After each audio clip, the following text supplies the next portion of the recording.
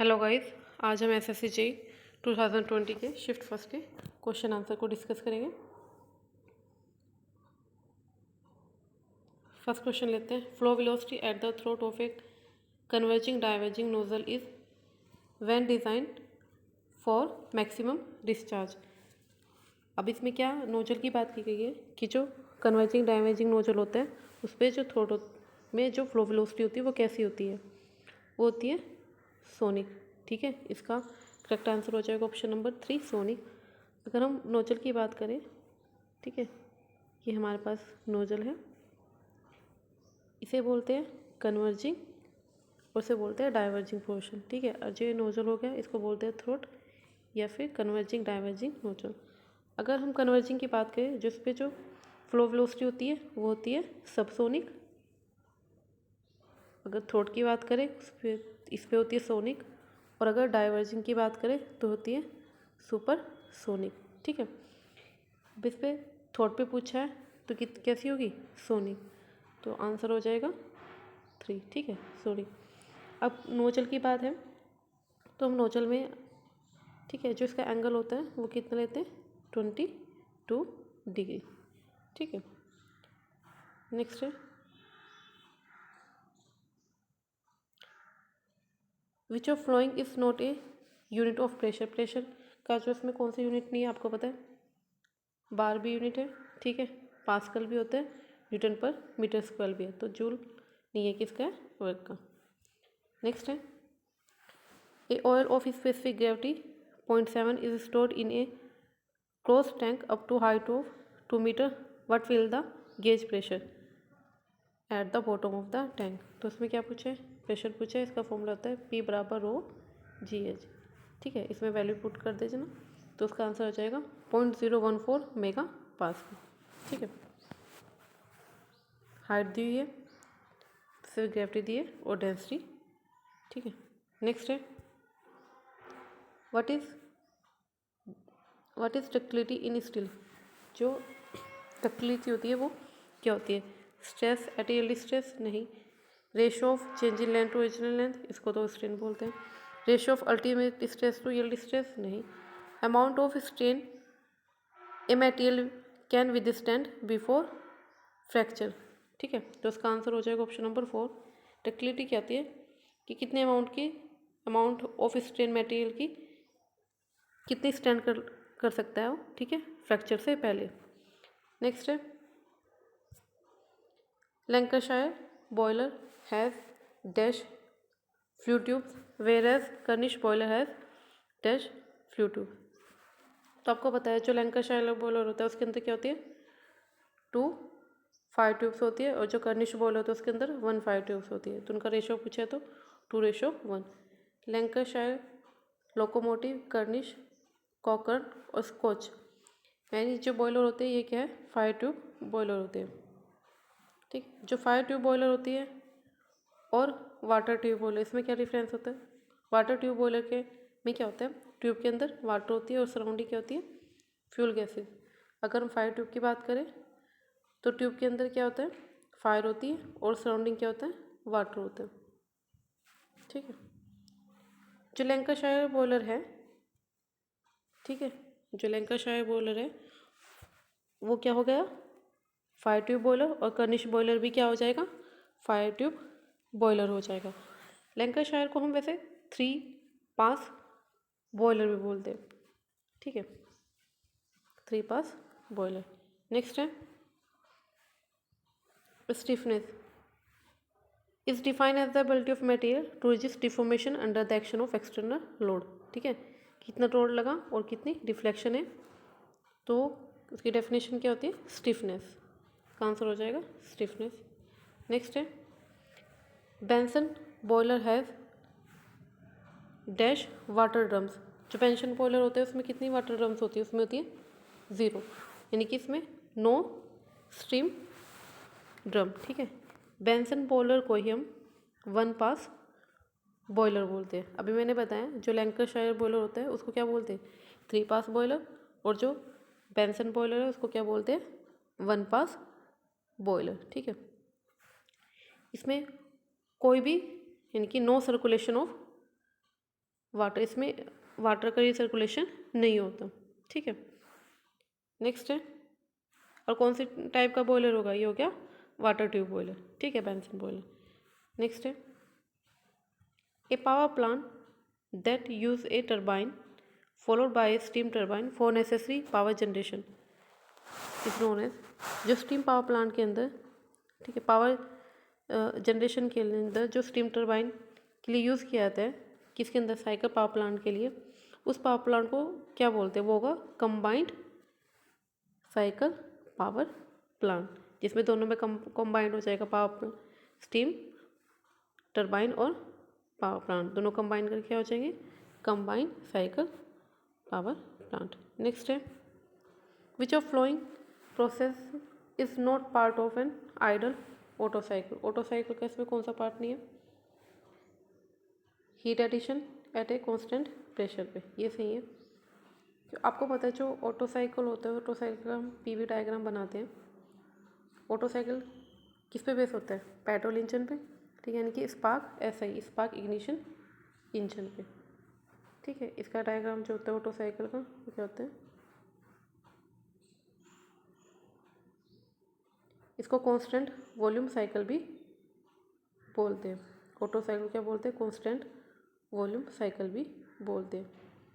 अब नोट बोला है, यानी कि आइडल साइकिल के अंदर, ऑटो साइकिल के अंदर कौन सा इसका पार्ट नहीं है, आइसेंट्रोपिक एक्सपेंशन, इसमें दो प्रोसेस होती है, कांस्टेंट वॉल्यूम, ठीक है, और होती है आइसेंट्रोपिक कंप्रेशन और एक्सपेंशन, और heat addition at constant volume पे, heat rejection at constant volume, यानी कि इसमें जो कांस्टेंट प्रेशर की कहीं बात ही नहीं है, तो उसका जो इसमें करेक्ट आंसर हो जाएगा वो हो जाएगा ए, यानी कि heat addition at constant pressure. ये किस पे होता है, heat addition at constant pressure, ये होता है फिर डीजल साइकिल के अंदर, ठीक है, जिसको हम कांस्टेंट प्रेशर साइकिल भी बोलते हैं, और जो डीजल इंजन के अंदर यूज़ किया जाता है, यानी कि CI, spark ignition engine. Next है, चैपलेट्स आर यूज्ड इन, जो चैपलेट्स होते हैं वो किस में यूज़ किए जाते हैं, कास्टिंग के अंदर, ठीक है। जो चिल्स और पैडिंग होती है वो यूज़ किया जाता है सॉलिडिफिकेशन के लिए, ठीक है। अगर हम चैपलेट्स की बात करें, ये क्या करते हैं, कोर को सपोर्ट करने के लिए यूज़ किया जाता है, टू सपोर्ट कोर को सपोर्ट करते हैं, ये कास्टिंग के अंदर इंक्लूड हो जाता है, ठीक है। ये इसी मटेरियल का बना होता है जैसे जैसे जिस मटेरियल की कास्टिंग होती है। नेक्स्ट है, for steady flow the value of all fluids properties at a fixed point, steady flow, ठीक है। स्टडी फ्लो में क्या होती है, जो प्रॉपर्टीज़ होती है, यानी कि फ्लूइड प्रॉपर्टीज़ होती है, वो टाइम के साथ चेंज नहीं होती। अनस्टडी की बात करें तो वो चेंज हो जाती है, चेंज विद टाइम, ठीक है। अनस्टडी की बात करें तो क्या होती है, चेंज विद टाइम। नेक्स्ट है, the modern Francis turbine is a, जो मॉडर्न फ्रांसिस टर्बाइन होता है वो क्या होता है, मिक्स्ड फ्लो टर्बाइन होता है। अगर हम यहाँ टर्बाइन की बात करें तो Pelton turbine, Francis turbine, Kaplan और प्रोपेलर टर्बाइन। जो पेल्टन टर्बाइन होते हैं उसमें जो, उसको हम क्या बोलते हैं, ट्रांजिशनल फ्लो टर्बाइन भी बोलते हैं। फ्रांसिस टर्बाइन की बात करें उसको रेडियल फ्लो टर्बाइन भी बोलते हैं, और कैप्लन प्रोपेलर की बात करें उसको एक्सियल फ्लो टर्बाइन भी बोलते हैं। लेकिन यहाँ इसने किसकी बात की है, मॉडर्न फ्रांसिस टर्बाइन। जो मॉडर्न फ्रांसिस टर्बाइन होता है उसको हम मिक्स्ड फ्लो टर्बाइन भी बोलते हैं। अगर वो सिर्फ सिंपल फ्रांसिस टर्बाइन देता तो रेडियल फ्लो टर्बाइन होता, ठीक है। तो आंसर क्या है इसका, mixed flow turbine. Axial flow किस में बताया मैंने अभी आपको, या तो प्रोपेलर या फिर कैप्लन टर्बाइन, ठीक है। ट्रांजिशनल पेल्टन और रेडियल फ्रांसिस टर्बाइन, और mixed modern Francis turbine. Next है, the splash system is not use to lubricate, ठीक है। जो सेप्लैश सिस्टम है वो किसको लुब्रिकेट करने के लिए यूज़ नहीं होता, पिस्टरिंग स्टेप्स कैमशाफ्ट तो गियर टिथ और रोलर बेरिंग के लिए होता है। सेपलेस होता है इस तरह से जैसे छींटे टाइप देना। अगर पिस्टन रिंग है या कैमशाफ्ट है इसमें तो सेपलेस सिस्टम यूज होता है, लेकिन गियर टिथ और रोलर बेरिंग में नहीं होता। ठीक है, नेक्स्ट है for a floating body if the meta centre is below the centre of gravity then body is said to be in equilibrium disequilibrium. अगर जो मेटा सेंटर है, ठीक है, वो सेंटर ऑफ ग्रेविटी से क्या हो जाएगा, बिलो हो जाएगा, तो क्या अनस्टेबल। अगर Meta centre centre of gravity से अबव होगा तो उसको बोलते हैं स्टेबल, बिलो होगा तो अनस्टेबल, अगर दोनों ही एक पॉइंट पे होंगे तो क्या होगा, न्यूट्रल। ठीक है, तो इसका आंसर क्या है, ऑप्शन नंबर 4 अनस्टेबल। अब अगर मेटा सेंटर की बात करें, ठीक है, तो मेटा सेंटर जो है वो किस किस के बीच होता है, किन दो पॉइंट के बीच को हम मेटा सेंटर पॉइंट बोलते हैं, किन दो पॉइंट के बीच को हम मेटा सेंटर हाइट बोलते हैं। अगर मेटा सेंट्रिक हाइट की बात करें तो हम उसको किससे डिनोट करते हैं, GM से। ठीक है, तो क्या होते हैं, यानी कि किस किस के बीच के मेटा सेंटर और सेंटर ऑफ ग्रेविटी के जो बीच की जो डिस्टेंस है उस हाइट को हम क्या बोलते हैं, मेटा सेंटर हाइट बोलते हैं। ठीक है, इसका जो फॉर्मूला होता है मेटा सेंटर हाइट का वो क्या होता है, I/V माइनस PG, यानी कि moment of inertia upon volume minus BG। ठीक है, नेक्स्ट है which of the following is the most widely use fuel in boiler. Boiler में जो फ्यूल यूज़ किया जाता है मोस्टली वो कौन सा होता है। अगर इसके ऑप्शन के हिसाब से देखें तो इस टाइम पे है एंथ्रासाइट कोयला, उसके बाद होता है बिटुमिनस, ठीक है, और लिग्नाइट, पिट भी होता है। तो इसमें अगर इसके ऑप्शन के हिसाब से है तो क्या होगा, एंथ्रासाइट कोयला जो मोस्टली यूज़ किया जाता है। नेक्स्ट है which of the following is note N intensive property. Intensive property कौन सी है इसमें, ये है टोटल वॉल्यूम। अगर हम इंटेंसिव एक्सटेंसिव प्रॉपर्टी की बात करें, इंटेंसिव प्रॉपर्टी की और एक्सटेंसिव प्रॉपर्टी की, जो इंटेंसिव प्रॉपर्टी होती है वो इंडिपेंडेंट होती है मास के ऊपर। एक्सटेंसिव प्रॉपर्टी क्या करती है, डिपेंड करती है अपॉन मास। ठीक है, एक्सटेंसिव प्रॉपर्टी में वॉल्यूम और ऑल टाइप की जो एनर्जी है, यानी कि एंट्रोपी, एंथैल्पी, काइनेटिक एनर्जी, ठीक है, वो सारी की सारी क्या है, एक्सटेंसिव प्रॉपर्टी है। ठीक है, और इंटेंसिव प्रॉपर्टी में प्रेशर, डेंसिटी, टेम्परेचर, ठीक है, और आपकी स्पेसिफिक वॉल्यूम या स्पेसिफिक एनर्जी जो वो क्या है इंटेंसिव प्रॉपर्टीज़ के अंदर आती है। ठीक है, तो उसमें इंटेंसिव प्रॉपर्टीज़ कौन सी नहीं है, वो है सिर्फ वॉल्यूम। ठीक है, बाकी प्रेशर और डेंसिटी, टेम्परेचर, ये सारी की सारी क्या इंटेंसिव प्रॉपर्टीज़ है। टोटल वॉल्यूम क्या हो जाएगी, एक्सटेंसिव प्रॉपर्टी हो जाएगी। When two elements of a pair are connected such that they can only turn about a fixed axis of another element. तो इसमें क्वेश्चन में दिया है टर्न करना, टर्न करती एक जो एलिमेंट है, ठीक है, वो दूसरे एलिमेंट के क्या अबाउट टर्न करती है, तो क्या हो जाएगा, टर्निंग पेयर। ठीक है, नेक्स्ट डिफाइन थर्मोडाइनमिक्स। थर्मोडाइनमिक्स को डिफाइन करो। इसमें क्या है, चार ऑप्शन कौन कौन से। It deals with dynamics under thermal condition, नहीं। It is science with deals with the relation between heat work and property of system की, जो किस किस के बीच का रिलेशन है तो सभी को पता है, हीट वर्क और प्रॉपर्टीज़, ठीक है, सिस्टम की। नेक्स्ट है a capillary tube is employed in a refrigeration system, किस लिए यूज़ किया है, to reduce the pressure of the refrigerant का। अगर हम इसकी बात करें तो क्या होता है, पहले कंप्रेसर, फिर कंडेंसर, फिर एक्सपेंशन वाल्व, फिर इवेपोरेटर। ये क्या रेफ्रिजरेटर का जो साइकिल डायग्राम होता है। ठीक है, जो आपने देखा है, जो घर में जो फ्रिज होता है उसके पीछे जो सिस्टम यूज़ किया जाता है, बॉक्स होता है, वो कंप्रेसर, फिर कंडेंसर, एक्सपेंशन वॉल या कैपिलरी ट्यूब या फिर इवेपोरेटर, ठीक है, जिसमें क्या होती है, हम बर्फ़ जमने के लिए रखते हैं। Smoke emitting from A lighted cigarette represent, ठीक है, तो आपको पता है इसको स्टिक लाइन बोलते हैं।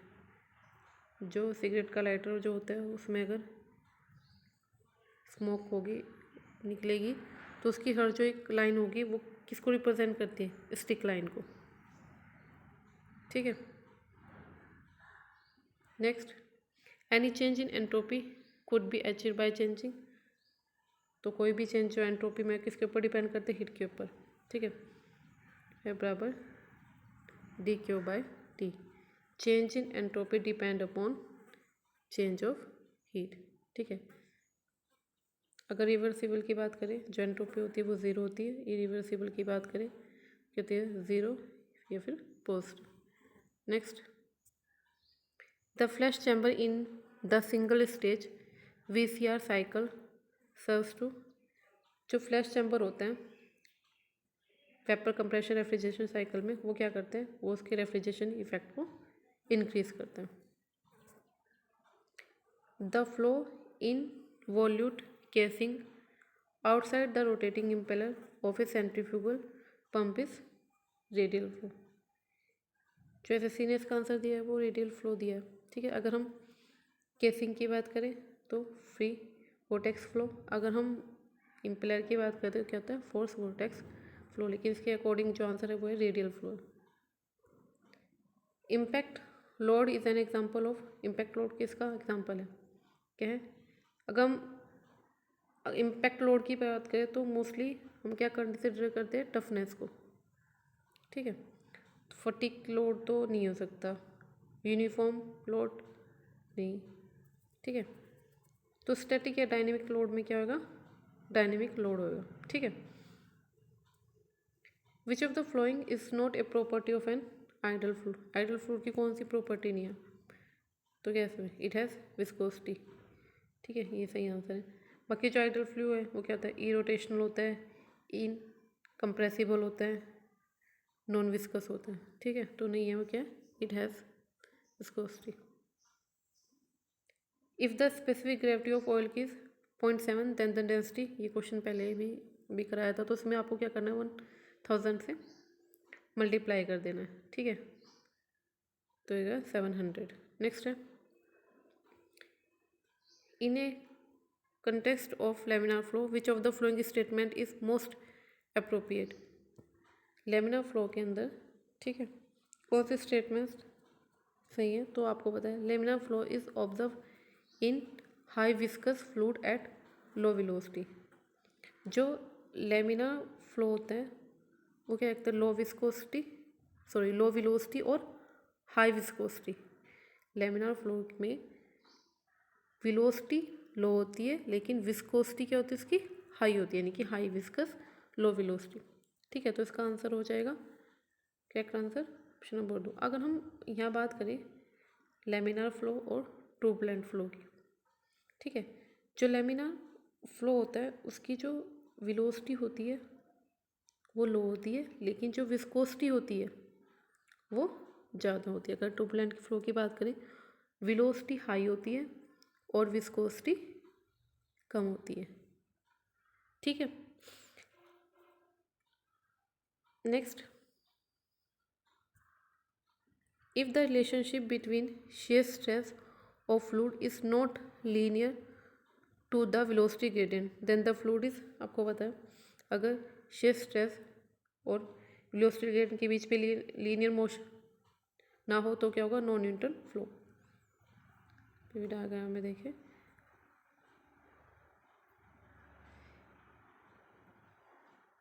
इसकी एक ट्रिक भी है याद करने के लिए, टी